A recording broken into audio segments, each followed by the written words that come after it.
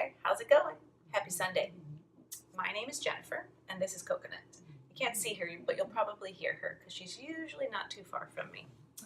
I'm here for some coffee talk, some wellness chit-chat. So grab a cup of something hot, maybe something cold, depending on how hot it is where you are, and let's get to chit-chatting. The first thing I like to do on these coffee talks is to just kind of check in with your last week. And we start with your foundational fitness habits. These are the habits that if you can get a little solid, you'll be able to grow all your other habits, all your other change right from this solid foundation. So sleep, are you getting quality sleep and quantity sleep? You'll probably know the answer to that right away. Yes, I'm getting great sleep, or no, I could use some more sleep. If you're tired, it's going to be really hard to stick to your goals, right? You're not going to want to go to the gym. You're going to want to come home. You're not going to want to stop at the grocery store on the way home. You want to just get something on the way that's easier, right? So get yourself some good sleep, or at least set an intention to get better sleep. 2, are you hydrating? It is really hot out right now, like really hot. So make sure you're drinking water all day, every day. Get a specific jug, fill it up, drink it. If you finish it, fill it up, drink it, and just keep going. Also understand that in this summer, you might need a little coconut water or something with electrolytes because we sweat out more than just Zephyr Hills, right? So the third foundational fitness habit is, did you move your body with purpose at all this week?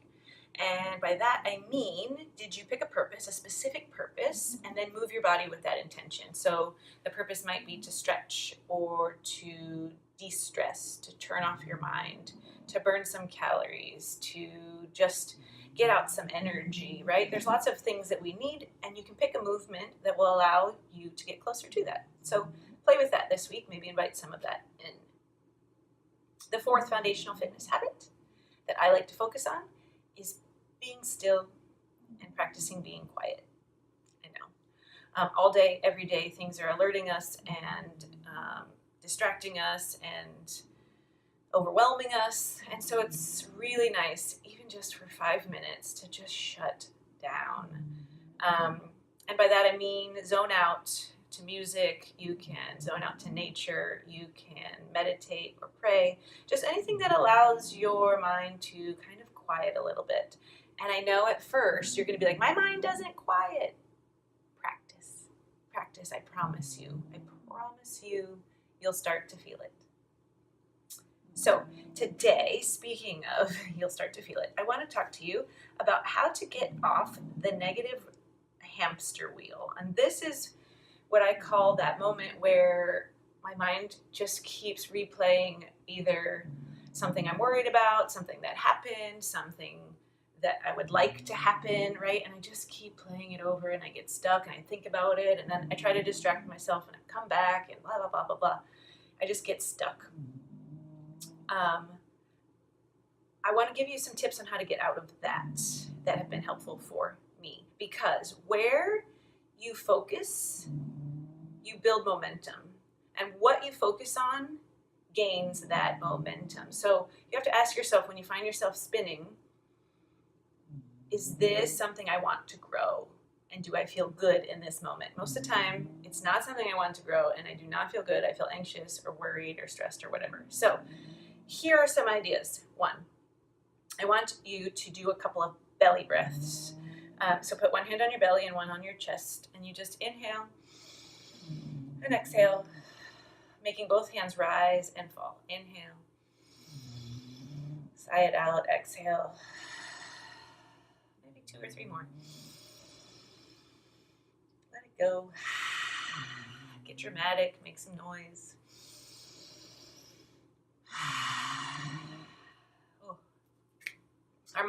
Our breath and our emotions are directly linked.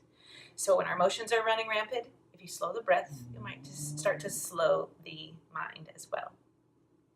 The second one is you're going to start to think of the positives from that situation. This works really good for things that you're currently stuck on or that you're just coming out of. For instance, I was in a car accident and I was just really stressed and I was really worried and I could not stop thinking about what ifs. So I busted out my journal and I made a list of all of the positive things I was gaining from that experience. And when I started to run, I would recall that list and be like, do you see all the things that are coming out of this? What seems like a bad situation is actually teaching you, right? So yeah, try that. You can do it just kind of out in, like as you're driving, or you can commit it to writing. I like writing because then you can flip back.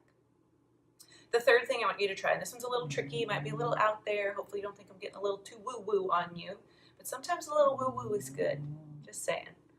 I want you to borrow a feeling. What I mean by that is, if you're struggling, let me give you an example. If you're struggling with something and you're lacking confidence for that situation. So let's say you have a big presentation coming up and you don't have that confidence that you would like and you're worried about it. I want you to borrow confidence from something else. Think about a situation in which you were super confident, or a situation in which you would be super confident. So maybe it's playing a sport, or going back to like what it felt like to step onto the field and just feel really good. Or maybe for me, teaching a yoga class. I am nervous, but I am very confident when I teach yoga. So if that were me, I could start to feel the feelings I would normally have while teaching yoga, that confidence, and allow it to kind of bubble up. And then I would imagine and practice that feeling with the presentation. So again, I know it seems a little out there, but try it. If you feel like you're lacking love in a situation, go to a place where you feel really loved, feel that feeling, and then borrow it. Take it over to this new spot and just plant the seed there.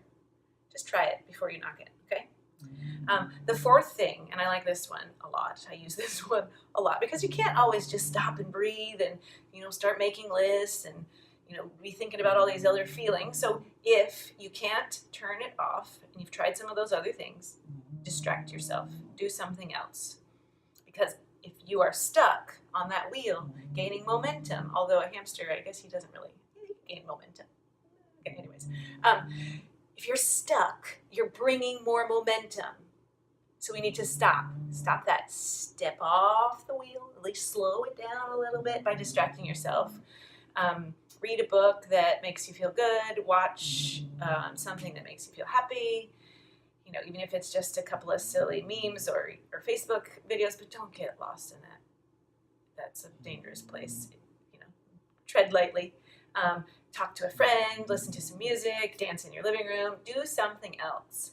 And if that doesn't work, take a nap. And before you nap, tell yourself that you're going to wake up with a different mindset about that situation and give that a whirl.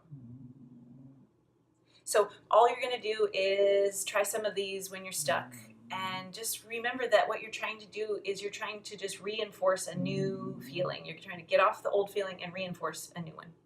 Invite it in, and I am certain that it will grow. Go fill your fridge with healthy foods so that it's what you want to eat this week. Plan some purposeful movement, maybe bring a friend or a trainer along. And 3, tell your loved ones how much you love them, because we take that for granted and we should tell each other more. So have a wonderful rest of your day and a fabulous week. I love you.